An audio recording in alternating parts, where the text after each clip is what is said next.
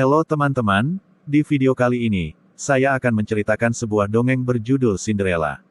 Tapi sebelum itu, jangan lupa tekan tombol like dan subscribe serta aktifkan lonceng notifikasi agar tidak ketinggalan video-video terbaru dari saya. Kisah Cinderella, bercerita tentang seorang wanita muda yang baik hati, yang diperlakukan dengan kejam oleh ibu tirinya dan saudara perempuannya, tetapi, dia tidak pernah menyerah, dan tetap bersikap rendah hati. Pada zaman dahulu kala, hiduplah seorang gadis cantik yang baik hati. Gadis itu bernama Cinderella, kebaikan hatinya membuat semua orang menyayanginya bahkan hewan-hewan menyayanginya juga, terutama dua sahabatnya Gus dan Jack. Mereka mau melakukan apa saja untuk Cinderella sahabatnya. Cinderella hidup bersama ibu tiri dan dua saudara tirinya yang bernama Anastasia dan Drizella. Berbeda dengan Cinderella yang baik dan rajin, Anastasia dan Drizella sangat malas dan iri hati. Mereka menyuruh Cinderella mengerjakan semua pekerjaan seperti membersihkan rumah, menjahit, memasak dan berkebun. Walaupun perlakuan kedua saudaranya sangat buruk, namun, Cinderella mencoba melakukan yang terbaik dan berusaha membuat ibu tiri dan kedua saudara tirinya bahagia. Nyonya Tremaine ibu tiri Cinderella merupakan orang yang dingin, kejam dan sangat iri dengan pesona dan kecantikan Cinderella. Dia senang membuat Cinderella sibuk dengan semua pekerjaan, bahkan Cinderella yang kelelahan tidak membuatnya kasihan. Dia malah memberikan tugas tambahan yaitu meminta Cinderella memandikan kucingnya yang nakal, Lucifer. Pada suatu hari, seorang utusan dari istana tiba dengan undangan khusus. Akan ada sebuah pesta besar di istana, raja ingin anaknya segera mencari calon istri. Setiap gadis muda di kerajaan diundang, termasuk Cinderella. Cinderella sangat bersemangat dengan undangan pesta itu. Di loteng, ia menemukan gaun yang dulu milik ibunya. Gaun itu memang agak kuno, namun dengan kepintarannya Cinderella membuat gaun itu menjadi indah. Nyonya Tremaine tidak ingin Cinderella anak tirinya pergi ke pesta yang akan diselenggarakan di istana itu. Dia ingin pangeran bertemu Anastasia dan Drizella.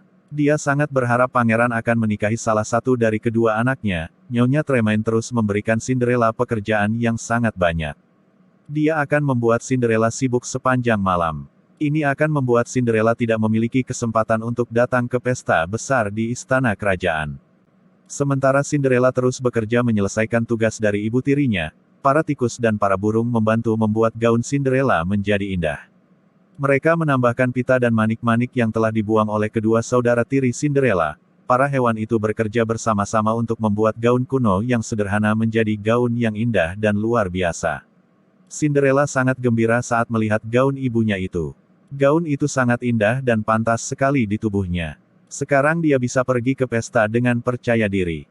Oh, terima kasih banyak, ucap Cinderella pada para sahabatnya Gus, Jack, dan para burung. Ketika saudara tiri Cinderella melihat pita dan manik-manik lama mereka pada gaun Cinderella, mereka menjadi marah.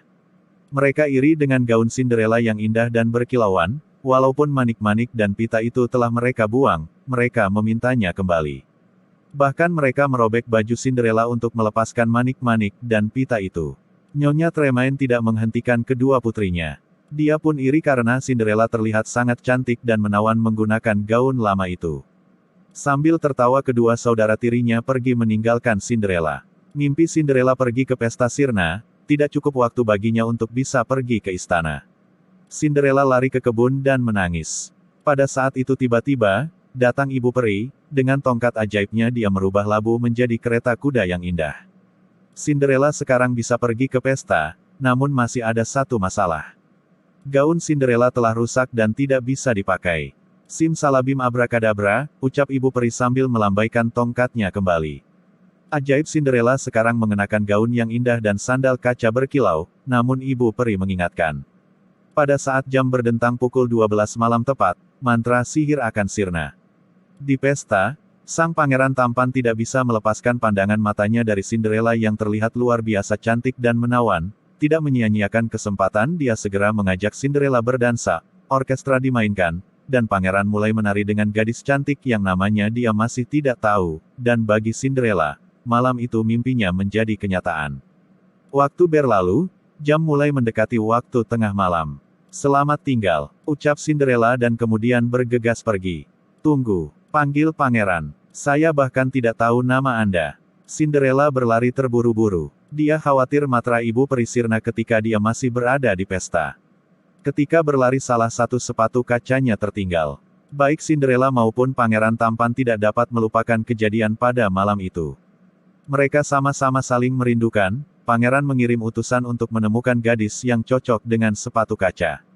Utusan itu datang ke setiap rumah untuk meminta semua gadis mencoba sepatu kaca itu. Kedua kakak tiri Cinderella mencoba sepatu kaca itu. Kaki mereka berdua terlalu besar tapi terus memaksakannya masuk. Sementara Lady Tremaine mengunci Cinderella di loteng, tapi teman-teman tikus Cinderella membebaskannya. Pada saat Cinderella mencoba sepatu kaca yang dibawa utusan istana, Nyonya Tremaine tersandung sehingga sepatu kaca hancur tapi Cinderella yang memiliki lainnya di sakunya. Dan itu cocok. Cinderella dan pangeran segera menikah. Semua orang bersukacita, termasuk teman-teman tikus Cinderella Goose dan Jack, yang mengenakan pakaian khusus untuk pernikahan. Tamat. Sekian, terima kasih.